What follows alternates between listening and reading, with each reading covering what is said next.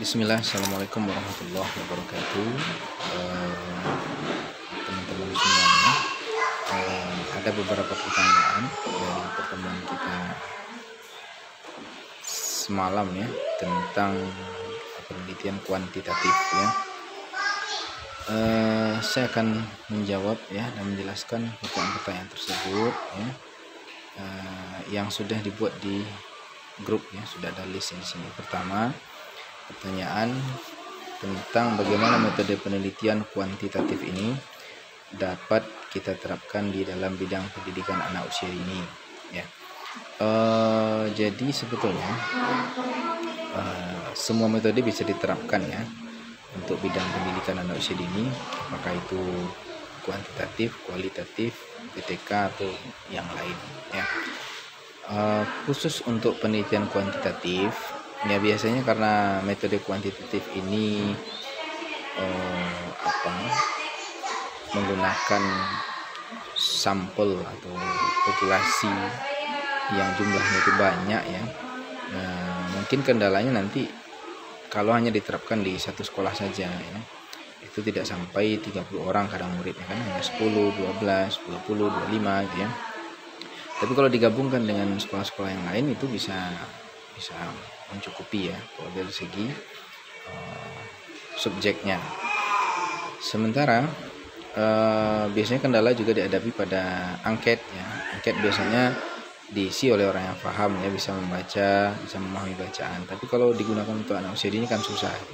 Maka nanti mungkin angket itu ditujukan kepada orang tua ya. Nanti tergantung objek penelitian itu. Tapi pada prinsipnya bisa saja digunakan, tentu dengan memperhatikan kaidah-kaidah dalam penelitian kuantitatif yang berkaitan dengan nanti validitas dan reliabilitas penelitiannya ya, terutama dalam pengumpulan datanya ya.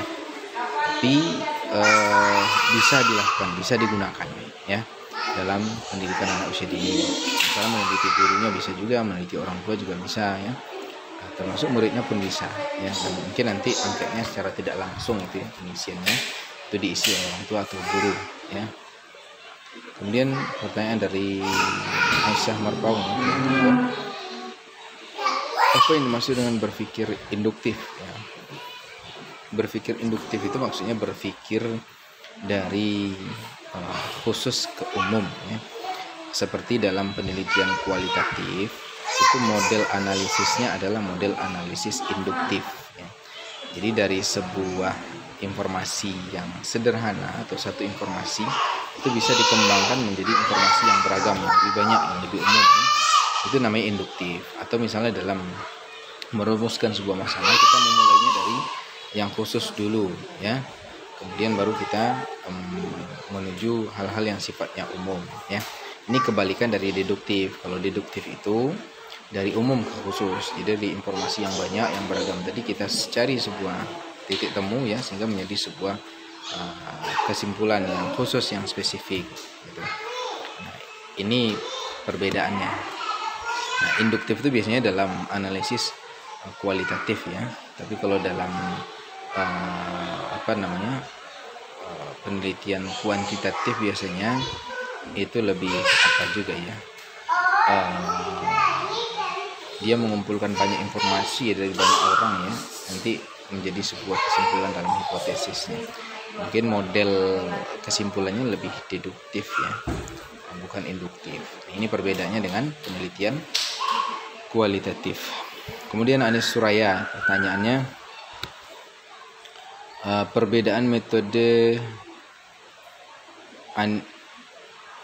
Anis Suraya, perbedaan metode kuantitatif dan metode kualitatif pada suatu penelitian. Iya. Metode kuantitatif dan kualitatif itu adalah dua metode yang bertolak belakang ya, sama seperti air, api gitu ya, udara, tanah gitu ya. Dia bertolak belakang. Contoh perbedaan yang mendasar itu dari landasan filsafatnya ya. Ada filsafat positivistik, ada post positivistik ya. Kemudian dari data yang digunakan. Kalau kuantitatif datanya pasti angka. Kalau kualitatif non angka, dia tidak pakai data-data yang sifatnya angka, tapi datanya itu berupa narasi bisa, gambar bisa, dokumen-dokumen bisa, yang semuanya itu memuat makna kualitatif, ya, bukan kuantitatif. Kemudian dalam olah data juga begitu, kuantitatif itu olah datanya pakai statistik, ya, dengan analisis matematik, ya.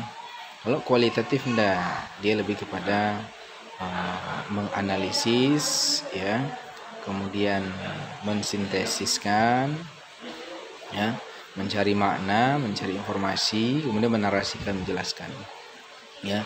Dia nanti akan mereduksi data, ya, kemudian dari data tadi dia buat sebuah kesimpulan, ya, tentang penelitiannya. Nah, itu diantara perbedaan, ya. Kemudian pertanyaan dari Dinda Az-Zahra, apakah paradigma positivistik masih relevan dalam konteks penelitian sosial saat ini? Ya, masih, ya, masih sangat relevan. Buktinya masih banyak digunakan orang, ya.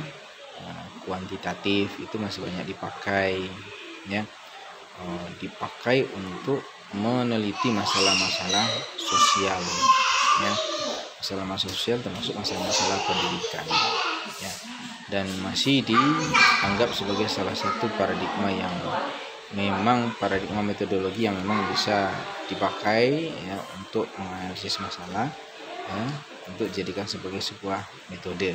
Nah, kemudian Amrina Rosyada, ya, saya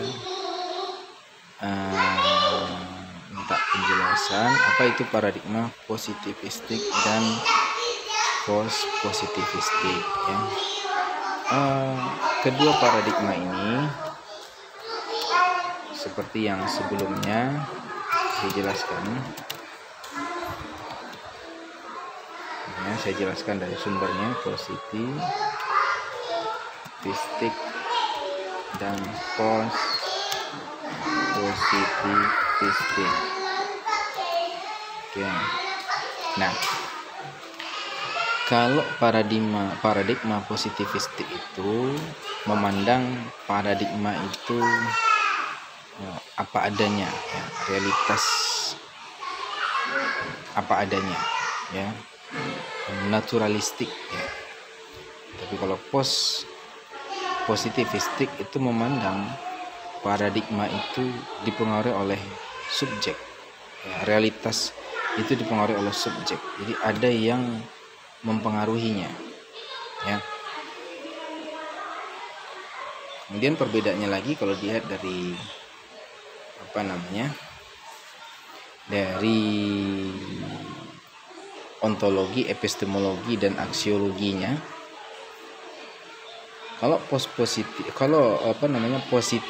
atau positivisme, ontologinya itu realitas objektif, ya, sesuatu yang ada yang tanpa dipengaruhi oleh apapun, apa adanya, ya, terpisah dari peneliti, ya. Artinya peneliti tidak boleh ikut campur dalam masalah itu, atau memang itu bukan bagian dari peneliti, ya. Kalau non positivis atau post positivistik itu realitas itu subjektif pada persetipan penelitian. Artinya dalam ini digunakan dalam penelitian kualitatif, ya. Orang-orang yang punya paradigma post positivistik ini, mereka menganggap bahwa realitas itu tidak bisa dipisahkan dari mereka, ya. Pasti ada pengaruh, pasti ada hubungannya. Dan maka seorang peneliti yang punya pemahaman ini, filsafat ini, ya, mereka bisa ikut andil, ya, berpartisipan dalam penelitian itu, ya. Artinya keberadaan mereka bisa saja mempengaruhi konteks penelitian atau realitas penelitiannya. Itu dari segi ontologi. Kalau dari segi epistemologinya, dalam positivistik peneliti itu independen, dari apa yang dia teliti. Maksudnya dia terpisah dari apa yang dia teliti. Misalnya orang meneliti sebuah sekolah dan dia bukan bagian dari sekolah itu, dia tidak ada kepentingan di situ gitu ya. Nah, itu secara epistemologi ya. Kalau non positivistik atau post positivistik tadi, justru peneliti itu berinteraksi dengan apa yang dia teliti. Maka dalam kualitatif itu orang yang meneliti itu menjadi instrumennya langsung. Jadi instrumen penelitian kualitatif itu adalah orangnya, bukan form wawancaranya. Beda dengan positivistik dalam kuantitatif ya. Yang menjadi instrumen itu adalah angketnya. Angket itu bisa berjalan tanpa ada orang. Misalnya pakai Google Form di-share kemana-mana kan nggak ada orang gitu ya, online. Dia bisa berjalan sendiri, bisa dia mengumpulkan data sendiri. Tapi kalau dalam kualitatif nggak bisa, ya, dalam paradigma post positivistik nggak bisa, harus data yang dia kasih dia bertanya, dia mengobservasi, dia menggali data itu ya. Dari segi aksiologinya bebas nilai ya, positivistik itu bebas nilai. Jadi apapun yang dia teliti dia nggak ada kaitannya, apapun hasilnya dia nggak ada beban ya untuk menyampaikan itu, nggak bias subjektivitas. Misalnya kalau ternyata ditemukan sesuatu itu ya buruk, dia sampaikan apa adanya. Bebas nilai, dia nggak terikat. Kalau post positivistik dia ada bias di situ karena subjektivitas. Kadang dia terlibat di situ secara emosional ya. Ini yang susah kemudian untuk mengukurnya, sejauh mana keterlibatannya, sejauh mana informasi itu valid ya. Karena dia datang di situ bersama orang itu sekian lama ya. Bahkan ada orang meneliti dengan kualitatif itu dia jatuh cinta dengan orang yang dia teliti, misalnya kan ada cinlok di situ. Nah, ini beberapa perbedaan mendasarnya antara paradigma positivistik dan post positivistik. Kemudian Amrina Rosyada ya. Saya cuma mau jelaskan kembali ini sudah ya. Dari Dina, bagaimana cara berpikir deduktif dapat membantu dalam membuat keputusan untuk permasalahan pada anak usia dini seperti malas belajar karena kurang motivasi ya. Jadi kalau masalah ini misalnya berarti harus dikembangkan dulu ya dari hal-hal yang sifatnya umum. Misalnya kan motivasi itu atau malas belajar sehingga dia nampaknya kurang motivasi kan tidak hanya disebabkan oleh satu hal saja, bukan nampak malasnya terus dia kok langsung dijustifikasi kurang motivasi, enggak, tapi kita lihat berbagai faktor yang lain yang menyebabkan itu, kita uraikan dulu, kita jelaskan dulu sehingga dapatlah sebuah kesimpulan nanti dari berbagai macam faktor yang terjadi itu terindikasi ini tanda-tanda kurang motivasi. Begitu cara memahaminya deduktif. Jadi jelaskan hal-hal umumnya dulu, baru muncul sebuah kesimpulan bahwa ini kurang motivasi ya. Maka dalam merumuskan masalah nanti misalnya ingin meneliti dengan topik seperti ini, maka jelaskan di awal dulu hal-hal umum atau hal-hal yang bisa saja berpengaruh terhadap motivasi, jelaskan dulu semuanya secara teoritis ya, atau realitasnya seperti apa, baru nanti muncul sebuah kesimpulan ini tanda kurang motivasi. Sama kayak deduktif itu sama kayak dokter itu kan, diagnosa dulu, ditanyanya pernah sakit ini, pernah ini, semua ditanya, makanan kita, jam tidur, semua ditanya. Setelah dia tanya semua, lalu dia simpulkan ibu berarti mengalami asam lambung. Nah, itu deduktif, langsung dia mengerucut ya.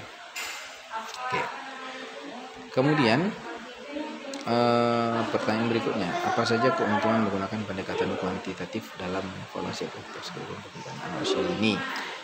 Iya, kalau keuntungan berarti berkaitan dengan kelebihan kuantitatif ya. Kuantitatif itu kelebihannya bisa menjangkau banyak partisipan ya. Itu kelebihan yang paling nampak. Ya, dia bisa meneliti banyak orang, ribuan orang, bahkan jutaan orang bisa. Ya, kemudian dia bisa menjangkau data-data itu dengan, kalau kualitatif susah, ya dia nggak bisa. Dia hanya pada kasus-kasus yang spesifik ya dan khas, unik ya, tidak bisa digeneralisasikan. Kemudian cara pemilihan sampel pada penelitian kuantitatif ya banyak caranya, ada random sampling, ada purposive sampling, ada cluster sampling ya, itu nanti bisa dibaca di buku itu ya. Kemudian hal-hal apa saja yang harus diperhatikan dalam penelitian kuantitatif dan bagaimana cara mengumpulkan data dalam penelitian kuantitatif ya. Yang paling penting itu dalam penelitian kuantitatif itu biasanya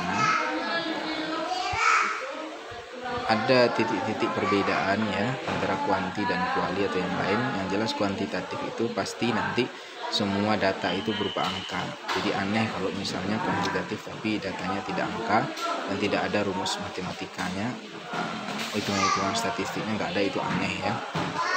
Ada hipotesisnya, ini harus perhatikan. Kemudian ada angket ya, nanti ada rencana dari blueprint ya yang muncul dari definisi operasionalnya. Nah itu perlu diperhatikan. Kemudian kalau penelitian kuantitatif ini ingin digunakan ya pastikan kita memang mencari tahu hubungan antara dua variabel ya yang memang secara teori berhubungan dan ingin kita buktikan ya.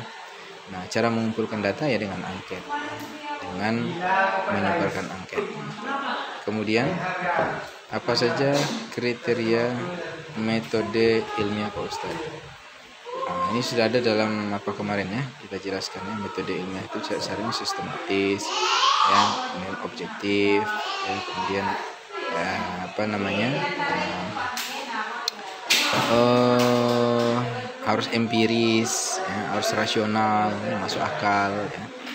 Kemudian syarat khusus untuk menentukan jumlah sampel dalam penelitian kuantitatif ya, ini ada rumus-rumusnya ya. Untuk sampel itu ada rumus-rumusnya dari para ahli ya. Misalnya kalau populasi sekian bagaimana ya, nah, ada rumus khusus ya, dan syaratnya itu harus memenuhi kriteria ya, ada kriteria-kriteria yang ditetapkan ya. Kemudian apa peran hipotesis dalam penelitian kuantitatif dan cara menentukan hipotesis ya. Hipotesis itu dugaan sementara, kesimpulan sementara untuk dibuktikan ya. Untuk menentukan hipotesis itu harus dibaca teori ya, baca teori, kalau ketemu hubungan maka bisa dihipotesiskan ya. Kemudian apakah kelemahan dan kelebihan metode ilmiah bila diterapkan pada pendidikan? Sebetulnya bukan metode ilmiah ya, karena kita sekarang kan pakai metode ilmiah semua ya. Ada metode non ilmiah itu ada ya, cuman jarang digunakan ya. Hanya beberapa cabang keilmuan mungkin yang memakai metode ini ya. Nah, tentu ada kelemahan dan kelebihan itu ada ya. Misalnya metode ilmiah itu nggak bisa dia mengungkap hal-hal yang sifatnya mistis ya, gaib ya. Seperti misalnya masalah fitrah pada anak usia dini kan susah diungkap. Fitrah itu apa? Kalau kita dalam Islam ngomongin fitrah itu adalah tauhid. Mana orang mengungkap tauhid itu kan agak susah. Makanya ada metode non ilmiah kalau dalam psikologi Islam itu ya. Dengan intuisi, dengan metode keyakinan ya. Itu nanti pakai Quran menganalisanya, yang pelajarinya. Mengapa penting menggunakan metode kuantitatif dalam penelitian laut? Ya, karena ini bagian dari metode penelitian ilmiah ya, makanya penting ya. Tapi tidak harus ini, bisa pakai yang lain juga ya.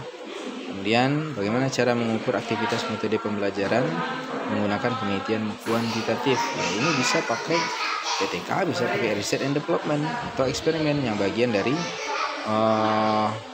penelitian kuantitatif ya, bisa pakai metode itu. Apa itu empiris? Empiris itu bisa dijangkau oleh indera ya, bisa disaksikan oleh indera ya. Kalau nggak bisa disaksikan oleh indera biasanya masuk rasionalitas, nggak bisa di rasional, nggak bisa di empiris, berarti itu persoalan gaib ya. Ini yang nggak bisa dijelaskan oleh metode ilmiah ya. Jadi kalau empiris itu segala sesuatu yang bisa dialami oleh indera kita. Kemudian variabel bebas dan variabel terikat ya. Variabel bebas itu variabel yang mempengaruhi, kalau terikat itu yang dipengaruhi atau yang mempengaruhi, disebut juga dengan variabel X ya. Bebas itu X, terikat itu Y ya. Kemudian bagaimana cara kita menentukan sebuah penelitian tersebut menggunakan data kualitatif atau kuantitatif?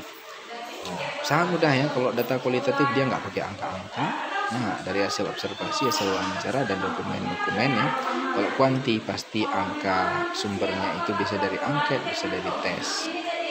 Baik, saya kira itu ya jawaban dari teman-teman, dan insyaallah kita jumpa di pertemuan berikutnya. Assalamualaikum warahmatullahi wabarakatuh.